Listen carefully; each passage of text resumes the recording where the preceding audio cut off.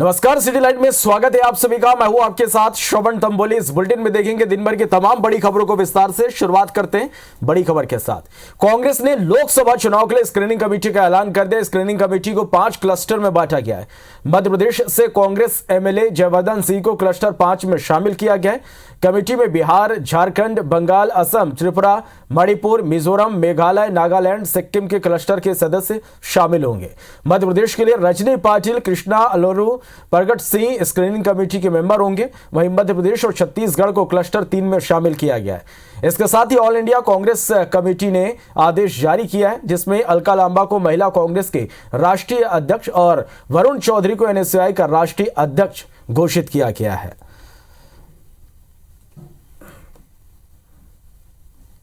छत्तीसगढ़ के पूर्व आईएएस विवेक ढांड ने नाटकीय ढंग से इस्तीफा दे दिया। विवेक ढांड छत्तीसगढ़ नवाचार आयोग के चेयरमैन थे। सूत्रों के अनुसार सरकार बड़ी कार्रवाई की तैयारी में थे, लेकिन उससे पहले ही ढांड ने इस्तीफा दे दिया। चुनाव के दौरान बीजेपी ने आरोप पत्र में कई अफसरों पर गंभीर आरोप लगाए थे।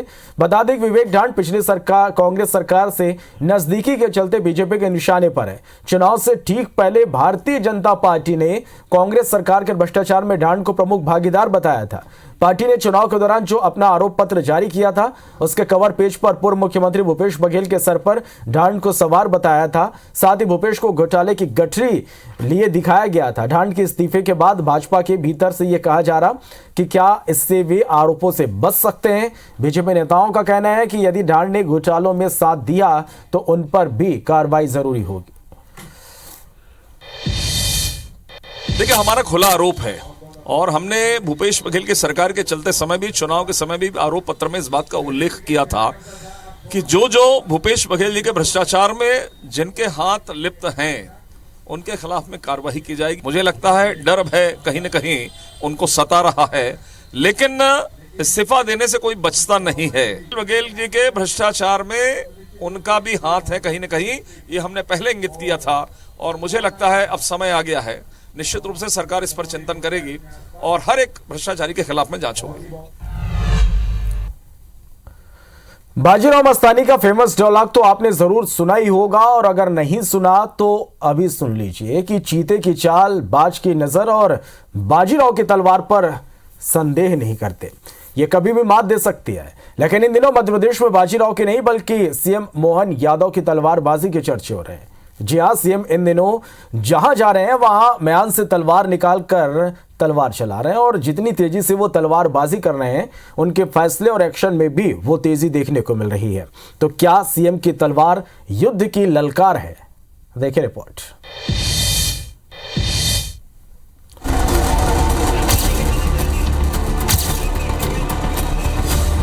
फिर दिखा सीएम मोहन यादव का जुदा अंदाज।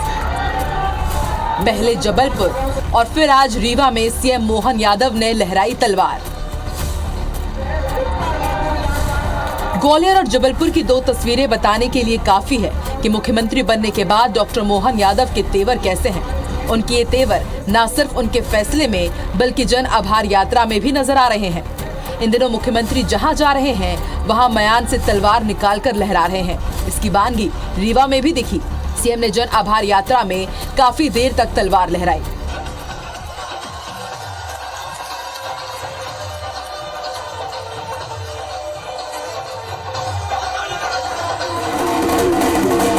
अब जरा 2019 की ये तस्वीर देखिए, जो साफ कह रही है कि मोहन यादव तलवार भाजने में कितने माहिर हैं। जितनी तेजी से वो तलवारबाजी करते हैं, उनके फैसले और एक्शन में भी वही तेजी दिख रही है। रोज जनसभाएं लेना, संभागीय समीक्षा बैठक के साथ रोड शो में जनता का आभार करना, या फिर लापरवाह अफसरों पर गोली की स्पीड से ऑन द स्पॉट फैसले लेना। हर बार नए सीएम नए तरीके से इंटरैक्ट कर रहे हैं, एक्शन भी ले रहे हैं। क्षेत्र बदलने के साथ उनका कलेवर और तेवर भी बदल रहा है। इसके सियासी मायने निकाले जा रहे हैं कि क्या प्रदेश के हर हिस्से में अपना फुटप्रिंट छोड़ने के मकसद से सीएम मोहन यादव यात्राएं कर रहे हैं, या फिर इन दौरों से सीएम लोकसभा चुनाव की तैयारियों में जुट गए हैं। हालांकि बीजेपी नेता इसे चुनाव नहीं, आत्मनिर्भर और विकसित मध्य प्रदेश के लिए सीएम का कदम बता रहे हैं, तो कांग्रेस कह रही है कि मध्य प्रदेश में तो उल्टी गंगा बहना शुरू हो गई है। जिस तेजी से तत्परता से वो निर्णय ले रहे हैं, प्रदेश के व्यापक हित में निर्णय ले रहे हैं, उस स्थानीय आवश्यकता के हिसाब से निर्णय ले रहे हैं। ये प्रदेश के भले के लिए है, ऐसे इलेक्शन मोड नहीं। इसलिए मध्य प्रदेश को आत्मनिर्भर बनाने और विकसित मध्य प्रदेश बनाने की दृष्टि से देखा जाए तो ज़्यादा उचित होगा। सरकार का काम होता है सरकार चलाना, राजनीतिक पार्टी का काम होता है चुनाव लड़ना, चुनाव की तैयारियां करके सरकार को निर्णय सौंपना। हमारे मध्य प्रदेश में उल्टी गंगा बह रही है, मुख्यमंत्री जी चुनाव की तैयारी कर रहे हैं। खैर वो उनका विषय है, हमारा कोई सरोकार नहीं उससे। न सिर्फ लोकसभा चुनाव बल्कि सियासी गलियारों में सवाल पूछे जा रहे हैं कि क्या सीएम मोहन यादव शिवराज सिंह चौहान की इमेज को रेप्लिकेट कर रहे हैं? क्या सीएम मोहन यादव हर इलाके में अपनी कोर टीम बनाने में जुटे हैं, या फिर प्रदेश की सियासी तासीर को बतौर सीएम फर्स्ट हैंड एक्सपीरियंस करना चाहते हैं? और सबसे बड़ा सवाल ये कि सीएम की ये सक्रियता से पार्टी के अंदर और बाहर दोनों जगह उनके प्रतिद्वंदियों की मुश्किलें कितनी बढ़ने वाली है। Bureau report, IBC 24।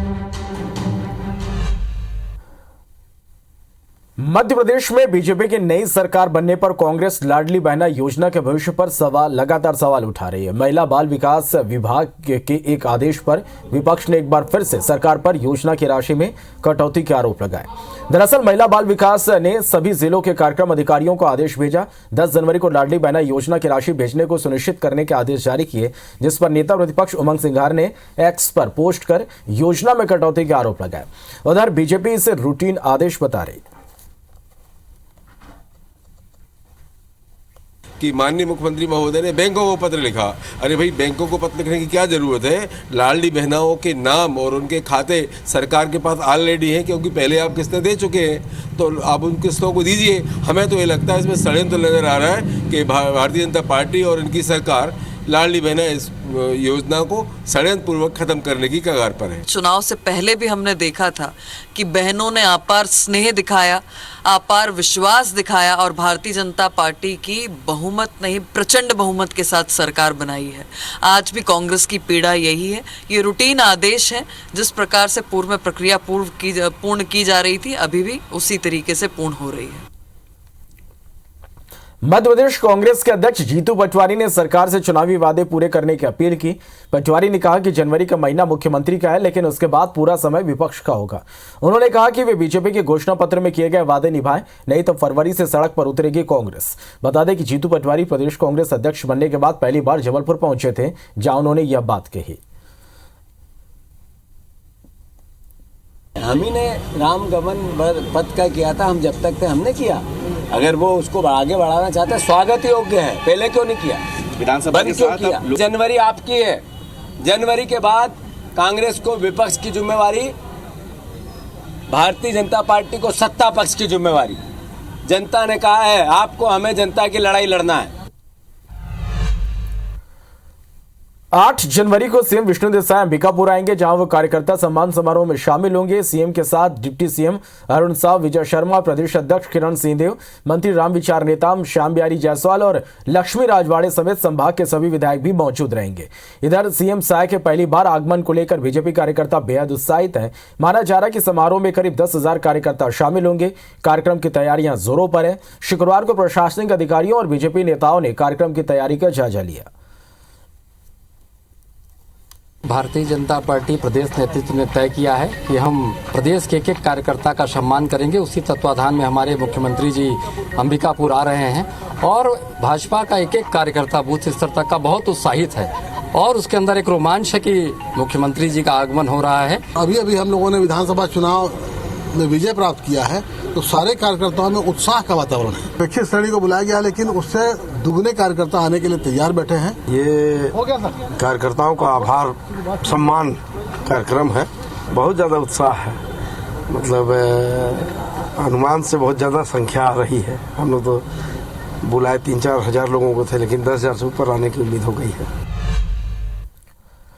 मुख्यमंत्री डॉक्टर मोहन यादव की ग्वालियर में संभागीय बैठक के बहिष्कार का मामला अब तूल पकड़ता जा रहा है। कांग्रेस विधायक सतीश सिगरवार ने कहा कि निगम के गौशाला कार्यक्रम में महापौर को नहीं बुलाया गया, मेरी विधानसभा में मेला के उद्घाटन में मुझे नहीं बुलाया गया। इस मुद्दे को लेकर कोर्ट की शरण लेंगे। निगम और प्रशासन के अधिकारियों के खिलाफ एक्शन होना चाहिए। वहीं दूसरी ओर ऊर्जा मंत्री प्रद्युम्न सिंह तोमर ने कहा कि ऐसा कुछ भी नहीं हुआ, यह सब कांग्रेस की राजनीति का हिस्सा है। बता दें कि 4 जनवरी को ग्वालियर में मुख्यमंत्री मोहन यादव ने संभागीय बैठक की थी, जिसमें कांग्रेस के 4 विधायकों ने बैठक का बहिष्कार कर दिया था। अपमान रोज हो रहा है। विपक्षियों का अपमान करना भारतीय जनता पार्टी सरकार का और भारतीय जनता पार्टी का ये नियम बन गया है। मेला किसी एक का नहीं है, मेला आम जनता का है। तो मेले में मेरे विधानसभा क्षेत्र में मेला है, मुझे तक आमंत्रित नहीं हुआ। इसकी शिकायत हम चीफ सेक्रेटरी को और मुख्यमंत्री को और अपने मंत्री नगरीय प्रशासन मंत्री को और प्रमुख सचिव को सबको शिकायत कर रहे हैं। अगर इनका अच्छा काम होता तो जीत के नहीं आते, नहीं तो कौन सा। मेरा कहना है पूरी कांग्रेस का सुपड़ा साफ हो गया। अरे काम नहीं, बिल्कुल राजनीति, श्रेय के लिए राजनीति। ग्वालियर पहुंचे नवीनीकरण ऊर्जा मंत्री राकेश शुक्ला ने कहा कि भारतीय जनता पार्टी के संगठन और सरकार ने जो जिम्मेदारी दी उनका आभार व्यक्त करता हूं। साथ ही मुझ पर जो विश्वास किया मैं उस पर खरा उतरूंगा।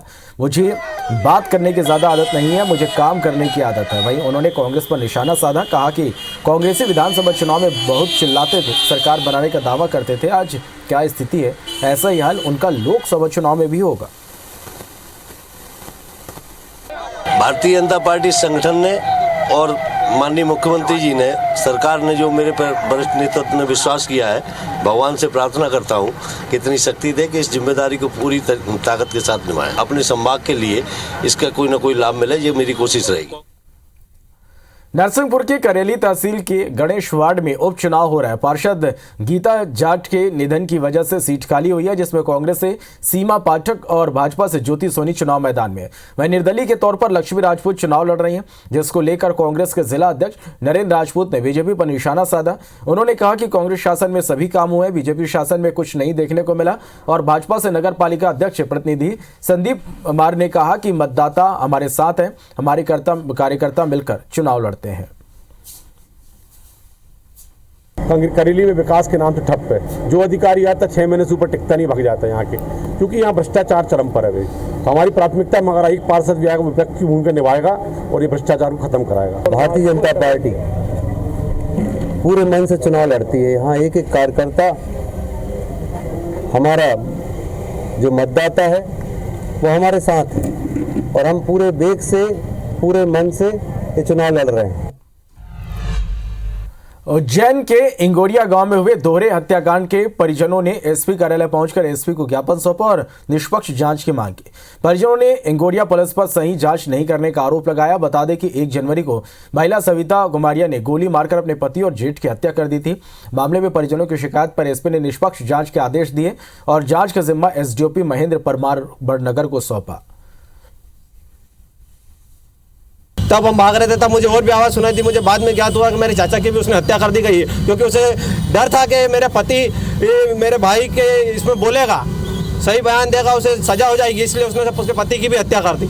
और ज़मीन का कोई विवाद नहीं है। पुलिस से निवेदन है कि वो सही जांच करे कि किस मामले की वजह से उसने हत्या करी है और इस षड्यंत्र के पीछे कौन है, उसको किसने पिस्टल बरामद करवाई है। और मार बेटा को दोनों को साफ कर दिया, इन्हें गोली से साफ कर दिया और इन्हें कड़ी से कड़ी सजा मिलनी चाहिए, उम्र कैद मिलनी चाहिए। अब क्या मालूम किसके कहने से मारा, मेरे को क्या पता। मैं तो अलग थी, मेरे को मालूम ही नहीं, मेरे बेटे थे। है कि जो भी पिस्टल या जो हथियार इसमें प्रयुक्त हुआ है वो कहाँ से आया, कैसे आया, तो हालांकि इस बारे में हम थाने को पहले निर्देश कर चुके हैं कि जो हथियार प्रयुक्त हुआ है वो किस तरह से इनके घर पहुँचा, कैसे इस महिला के हाथ में, इस पर जाँच की जाए। तो जांच ऑलरेडी की जा रही है, लेकिन परिवार का कहना है कि हम इस मामले में और जांच चाहते हैं। तो हमने इसमें थाना प्रभारी के ऊपर एक सब डिविजनल ऑफिसर जो है उनको नियुक्त कर दिया है, वो इसमें फर्दर जांच करेंगे। पिछोर सीट से बीजेपी प्रीतम लोधी का रंगदार बेटा दिनेश उनके लिए मुसीबत बनता जा रहा है। ग्वालियर में उन्होंने उसे खुद गिरफ्तार करवाने में पुलिस की मदद की। दरअसल रंगदारी में रहने वाले दिनेश ने 31 दिसंबर की रात को पड़ोस में रहने वाले लालू यादव के घर पर तेज रफ्तार स्कॉर्पियो चढ़ा दी थी, जिससे घर के बाहर खड़ी एक्टिवा क्षतिग्रस्त हो गई और पास में खेल रहा 1.5 साल का मासूम भतीजा बाल बाल बच गया। घटना के बाद लालू ने पुरानी छावनी थाने में दिनेश के खिलाफ जानलेवा हमले की शिकायत दर्ज कराई थी, जिसके बाद पुलिस ने दिनेश को गिरफ्तार कर जेल भेज दिया। दिनेश के पिता भाजपा विधायक प्रीतम लोधी का कहना है कि उन्होंने बेटे को खुद पुलिस को सौंपा। इतने नहीं, उन्होंने थाने में पुलिस के साथ बेटे को 3rd डिग्री भी दिया। विधायक ने कहा कि अपराधी की कोई जाति नहीं होती, कोई रिश्ता नहीं होता, वो सिर्फ अपराधी होता है। मेरे बेटे ने भी अपराध किया, इसलिए उसे उसकी सजा मिलनी चाहिए। अपराधी का कोई रिश्ता नहीं होता, अपराधी अपराधी होता है, चाहे कोई भी हो। अगर हमारे लड़के ने अपराध किया है तो मैंने स्वयं थाने में ले जाके अपराधी को दिया और एसपी साहब से मैंने स्वयं बात की। मैंने कहा नहीं, अपराध रोकने के लिए इस पर कड़ी से कड़ी धारा लगाई जाए और कड़ी से कड़ी कार्रवाई की जाए। ग्वालियर के न्यू शांतिनगर में आज सुबह लूट की सनसनीखेज वारदात हुई। कोरियर सर्विस के ऑफिस में घुसे 3 बदमाशों ने बंदूक की नोक पर कोरियर कर्मचारी को बंधक बनाया और मारपीट कर लॉकर में रखे लगभग 90,000 रुपए और एक मोबाइल लूटकर फरार हो गए। इस वारदात के दौरान कर्मचारी मामूली रूप से घायल हुआ। घटना कोरियर कंपनी के ऑफिस में लगे सीसीटीवी कैमरे में कैद हुई। घटना स्थल पर पुलिस ने जांच के साथ ही नाकेबंदी की, लेकिन बदमाश पुलिस के हाथ नहीं आए। पुलिस अब आसपास लगे सीसीटीवी कैमरे खंगाल रही। वहीं पुलिस ने अज्ञात बदमाशों के खिलाफ लूट का मामला दर्ज किया है। सुबह लगभग 3 से 4 के बीच में उसके यहाँ जो काम करने वाला व्यक्ति है कुरियर कंपनी में, उसके द्वारा एक वीडियो फुटेज दिया गया जिसमें 3 लड़के उसको डरा धमका कर कुछ नकदी लगभग 88,000 रुपये और उसका आईफोन मोबाइल लूट कर ले गए हैं और फुटेज भी है इस चीज़ का। उसके आधार पर हमने एक 392/11-13 मध्य प्रदेश डकैती अधिनियम के अंतर्गत अपराध पंजीबद्ध करके विवेचना में लिया है। बालाघाट में रेत के अवैध उत्खनन, भंडारण और परिवहन के खिलाफ जिला प्रशासन ने कड़ी कार्रवाई की। एनजीटी के निर्देश पर जबलपुर कमिश्नर ने 20 इलाकों में छापामार कार्रवाई की और अलग अलग थाना इलाकों से 18 से ज्यादा जेसीबी, पोकलेन और डंपर जब्त किए। साथ ही 8 लोगों के खिलाफ केस दर्ज किया गया। जांच टीम ने बताया कि रेत की रॉयल्टी काटने के बजाय टोकन पर्ची में रेत का परिवहन किया जा रहा था, जिस पर कार्रवाई की गई। जो वैध घाट है इनके, उनमें भी इनने 12 एकड़ 11 एकड़ 10 एकड़ की जो इनने परमिशन ली है, उसके बाद भी वहाँ 100 एकड़ 200 एकड़ 500 एकड़ ये खोद रहे हैं वहाँ पर। तो ये अभी कमिश्नर साहब ने स्पॉट पे देखा है इन सब चीजों को और उन्होंने पाया भी कि यहाँ 500 एकड़ खोदा गया है करके। और अभी तक जो जांच हुई है कल और आज में, वो उस जांच से मैं संतुष्ट हूँ। 20 लोकेशन पर लगभग हम लोगों ने लगभग 7-8 FIR दर्ज करवाए हैं और लगभग 17-18 जेसीबी मशीन, पॉकलैंड, डंपर्स वगैरह भी जब्त किए गए हैं। खबर ग्वालियर से, जहां सहायक सचिव ने फर्जी मृत्यु प्रमाण पत्र बनाया। यह बड़ी खबर आप तक हम पहुंचा रहे हैं। 3 जीवित लोगों के मृत्यु प्रमाण पत्र बनाया गया। तीनों ने अंत्येष्टि सहायता योजना की राशि भी निकाल ली। तीनों उप सरपंच के परिवार के ये सदस्य हैं। डीएम अक्षय कुमार सिंह ने जांच के आदेश दिए हैं। तो ये बड़ी खबर है।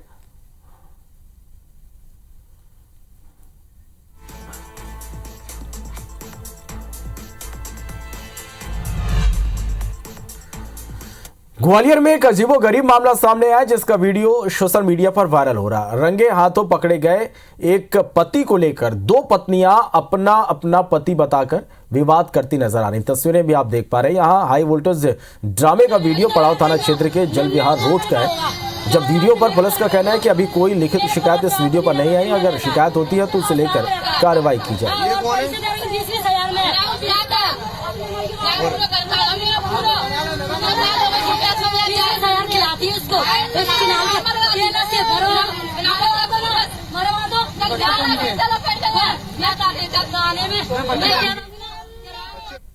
अंबिकापुर का मेडिकल कॉलेज अस्पताल कई समस्याओं से जूझ रहा। यहां संसाधनों के अभाव के अलावा डॉक्टरों की कमी बड़ी समस्या है। इससे निजात पाने के लिए यहां डॉक्टरों को वेतन के अलावा डीएमएफ मद से अतिरिक्त भुगतान राशि देने की व्यवस्था की गई, लेकिन यह भुगतान भी नहीं हो पा रहा। दरअसल डीएमएफ मद के तहत करीब 19 पदों पर नियुक्तियां की गई और हर महीने करीब 6 लाख रुपए का अतिरिक्त भुगतान किया जाता है, लेकिन यह भुगतान समय पर नहीं हो पा रहा। स्थिति है कि 3 महीने से इस अतिरिक्त राशि का भुगतान नहीं हुआ। ऐसे में आशंका बढ़ गई कि कई डॉक्टर यहां से काम छोड़कर जा सकते हैं, जिससे मेडिकल कॉलेज प्रबंधन की चिंता बढ़ गई है। हालांकि प्रबंधन का कहना है कि डीएमएफ मद के ऑडिट के कारण यह राशि अटकी है, जिसका जल्द भुगतान किया जाएगा।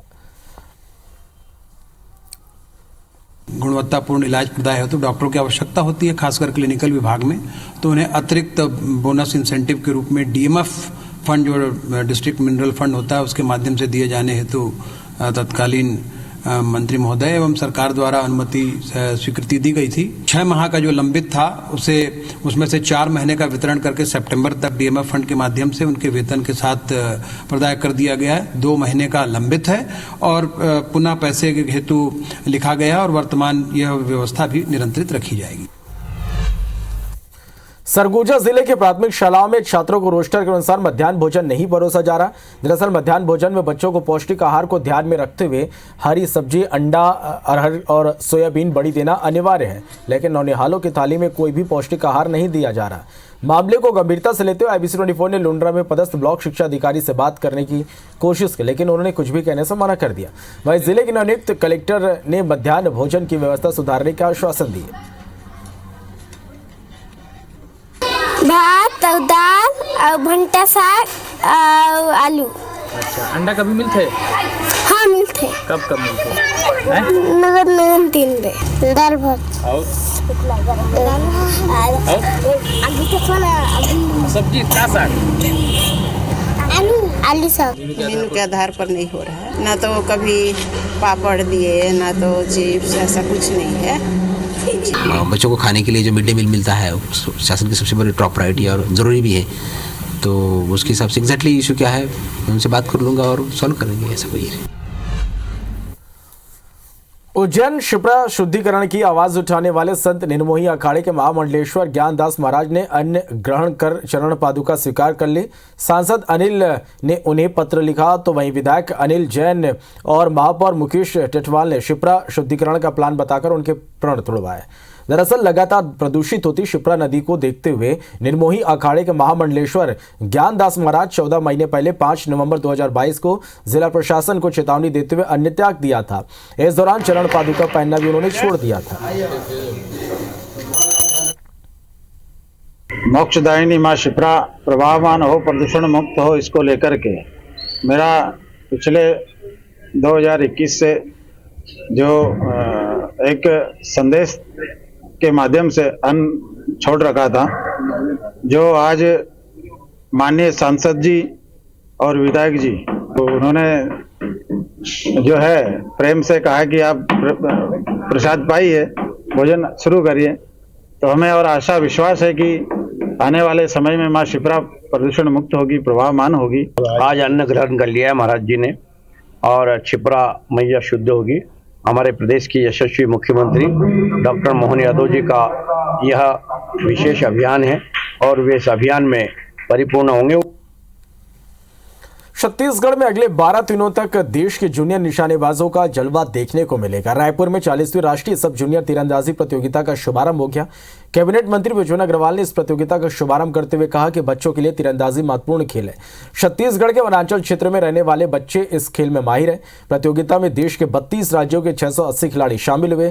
प्रतियोगिता का शुभारंभ करने के बाद कैबिनेट मंत्री विजय अग्रवाल ने सभी खिलाड़ियों को बेहतर प्रदर्शन के लिए शुभकामनाएं दी। तीरंदाजी हमारे देश के वनवासी क्षेत्रों में रहने वाले बच्चों के लिए एक महत्वपूर्ण खेल है और अब जो ऑटोमेटिक तीर कमान के माध्यम से ये खेल होता है उसमें अगर हमारे बच्चे प्रशिक्षित होते हैं तो उन बच्चों को राष्ट्रीय और अंतर्राष्ट्रीय स्तर पर भाग लेने का मौका मिलेगा और ये राष्ट्रीय स्तर की प्रतियोगिता से हमारे यहाँ के बच्चों को सीखने के लिए भी मिलेगा। मेरी इसके लिए बहुत बहुत शुभकामनाएं हैं और सभी का बहुत बहुत स्वागत है, अभिनंदन।